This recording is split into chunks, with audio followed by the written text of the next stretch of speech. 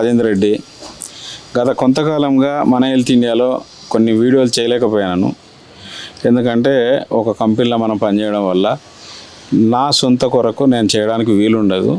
ఒకవేళ చేయాలన్నా అది కొద్దిగా పద్ధతి కూడా కాదు. కాబట్టి ఇప్పుడు నేను మళ్ళీ ఫ్రీ బర్డ్, నేను మళ్ళీ మార్కెట్లోకి రాబోతున్నా. రాబోయే రోజులలో ఏం చేయాలి, ఏం చేయకూడదు అనే దాని మీద ఒక దిశానిర్దేశం అనేది చాలా అవసరం అనిపించింది. లాస్ట్ 6 monthsలో నేను అబ్జర్వ్ చేసుకుంటే మాత్రమే ఉన్నా. ఏం జరుగుతుంది, ఏం జరుగుతలేదు అనేది మాత్రం అబ్జర్వే చేస్తున్నా. ఈ అబ్జర్వేషన్లో నాకు జరిగినటువంటి పరిస్థితులు ఏంటంటే అగమ్య గోచరంగానే ఉంది మెడికల్ వ్యవస్థ. కొంతమంది మేము అది చేస్తాం, ఇది చేస్తాం, సాధించింది శూన్యం, చేసింది మాత్రం పెద్దగా. అందులో ఏం పెద్దగా చేసిరు అనేది మాత్రం మెడికల్లో క్వాలిఫైడ్ డాక్టర్లకు మాత్రమే తెలుసు వాళ్ళు ఏం చేసిరు అనేది. ఇలా పిల్లి పాలు తాగుతుందంట కళ్ళు మూసుకొని, అది అనుకుంటుందంట పిల్లి ఏమని, నేను పాలు తాగేది నన్ను ఎవరు చూడట్లేదు అని. కానీ ఈ పిల్లులు ఏడ పాలు తాగుతాననే విషయం అందరం పసిగట్టినాం. ఆ పసిగట్టే క్రమంలో నేను చేయాల్సినటువంటి బాధ్యత కూడా నాకు ఉంది. ఆ బాధ్యత కొరకే నేను ఇవాళ క్వాలిఫైడ్ డాక్టర్లు తెలంగాణ డాక్టర్స్ ఫెడరేషన్ అనేది ఒక అసోసియేషన్ ఉంది. ఈ అసోసియేషన్ అన్న కనీసం ముందుకొచ్చి ఒక క్వాలిటీ వైద్యం, నిజమైన వైద్యం, తప్పుడు ప్రకటనలు, తప్పుడు సందేహాలు, లేక తప్పుడు ప్రచారాలు అట్లా చెయ్యకుండా కట్టడి చేస్తారా వీళ్ళైనా? రాబోయే రోజులలో వీళ్ళ మీద నాకు ఆశ ఉంది.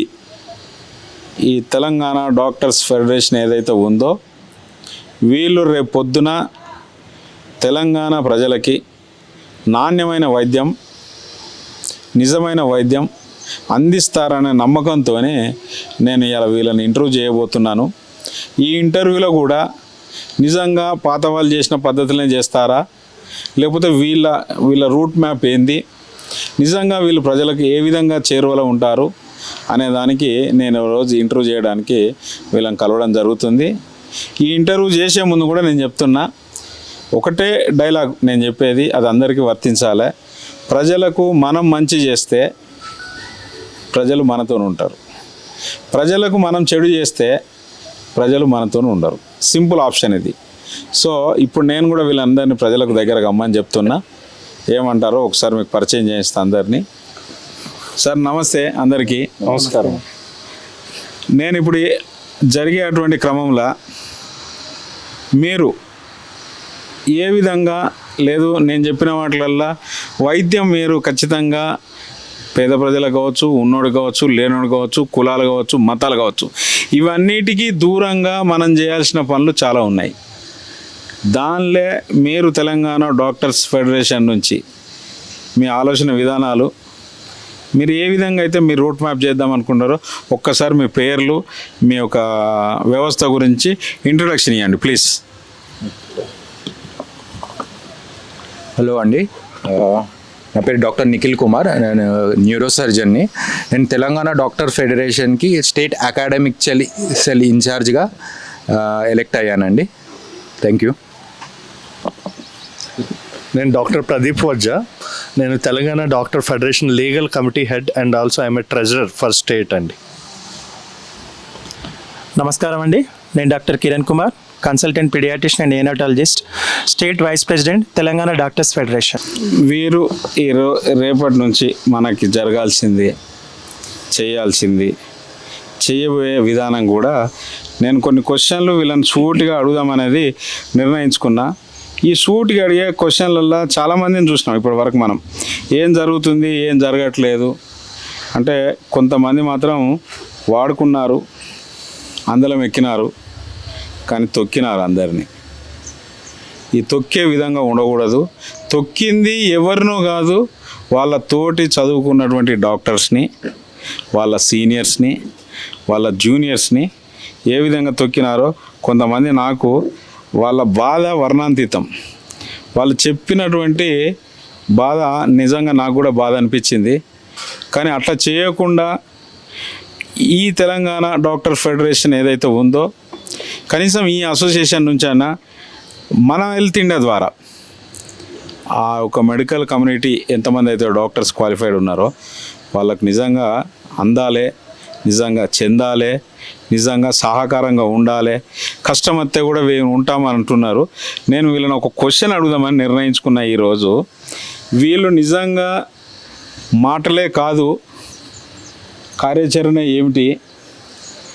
నిజంగా మీరు డాక్టర్లకు అండగా ఉంటారా అని చెప్పే ముచ్చట్లేనా? లేదు రాబోయే 100 రోజులల్లా మీకు నేను టార్గెట్ చేస్తున్నా, మీరు అమలు చేసేటువంటి 3 ప్రధానమైన చర్యలు ఏంటి? ఎందుకంటే ఈ డాక్టర్స్ కమ్యూనిటీకి అడుగుతున్నా నేను, ఈ డాక్టర్స్ కమ్యూనిటీ కొరకు అడుగుతున్నా. ఎందుకంటే ఇంతకుముందు చూసినటువంటి బాధలను మీ మాటల ద్వారా, మేము మాటల్లో చేసేటోళ్ళం కాదు చేతల్నే చేసేటోళ్ళం అని కనుక ఎట్లా చెప్తారు? మీ యొక్క కార్యాచరణ ఏంది? 100 రోజులల్లా మీరు అమలు చేసేటువంటి 3 ప్రధానమైన చర్యలు అంటే మీకున్న కష్టాలు అంటే మీకేం లేవు, కానీ మీ సొసైటీకి ఆ కష్టాలు ఉన్నాయి. అవి మీకు అర్థమైనాయా? నా ద్వారా చెప్పిస్తారా లేకపోతే మీరు చెప్తారా? చెప్పండి సార్. యాక్చువల్లీ మా తెలంగాణ డాక్టర్ ఫెడరేషన్ అనేది మేము ఎందుకు స్థాపించామంటే it is clearly doctor fraternity, అంటే డాక్టర్స్ మంచి కోసం అనేది మేము స్టార్ట్ చేయడం అనేది జరిగింది. సో మెయిన్గా ఈ తెలంగాణ డాక్టర్ ఫెడరేషన్ కాన్సన్ట్రేట్ చేసి ఇప్పుడు మేము ఎందుకు స్థాపించామంటే మెయిన్గా ఈ డాక్టర్స్ మీద ఈ దాడులు జరగడం కానీ లేదా లీగల్గా అంటే మంచి చేయబోయి చెడుకి అంటే లైక్ వాళ్ళు మంచి చేయాలనే చేస్తారు కానీ లీగల్గా చాలామంది డాక్టర్లు ఏమంటారు ఇరుక్కోవడం అనేది జరుగుతుంది. దానికి మేము లీగల్ సపోర్ట్గా చేయడం కానీ మీరు అడగడం జరిగింది. మీరు ఏంటి మెయిన్గా ఈ 100 రోజుల్లో మెయిన్గా చేయబోయేది అంటే మేము ఆల్రెడీ స్టార్ట్ చేసినామండి. మేము ప్రతి డిస్ట్రిక్ట్లో డిస్ట్రిక్ట్ కమిటీస్ ఏర్పాటు చేశాము. And at the same time ప్రతి డిస్ట్రిక్ట్ కమిటీ అంటే 24/7 ఎప్పుడైనా ఏ ఎమర్జెన్సీ ఉన్నా, ఏ డాక్టర్ మీద దాడి జరిగినా, ఏ ప్రాబ్లం, ఏ లీగల్ ప్రాబ్లం వచ్చినా, ఏ పొలిటికల్ ఏ ప్రెషర్స్ ఉన్నా కూడా మేము టీడీఎఫ్ హెల్ప్ లైన్ అనేది ఒకటి స్టార్ట్ చేసామండి. 24/7 ఎప్పుడైనా ఆ నెంబర్కి ఫోన్ చేస్తే మేము అందరం ఈ తెలంగాణ డాక్టర్ ఫెడరేషన్ నుంచి అందరు డాక్టర్లు అన్ని డిస్ట్రిక్ట్స్ నుంచి ఆ కన్సర్న్ పర్సన్కి మన మెసేజ్ అనేది వెళ్ళడం జరుగుతుంది. మేము రెస్పాండ్ అవ్వడం అనేది జరుగుతుంది. ఇవే కాకుండా మీడియా మేనేజ్మెంట్ అంటే ఓకే ఈ మధ్య ఎక్కువ ఒక్క నిమిషం సార్. ఇప్పుడు మీరు చెప్పినట్టు ఒకవేళ నిజంగా మీరు హెల్ప్ లైన్ పెట్టి మీరు సమయం ఇస్తా అన్నందుకు సంతోషపడుతున్నా. ఇంకొకటి ఏంటంటే నిజంగా ఈ మధ్య కాలంలో డాక్టర్ల మీద దాడి ఎక్కువ జరుగుతుంది. దానికి మీరు ఆ దాడి జరిగినప్పుడు నాకెందుకులే అనుకునేటువంటి ఇప్పటిదాకా నేను చూసిన 25 ఏళ్ళ ఎక్స్పీరియన్స్లో ఇప్పుడు అది జరగకూడదు.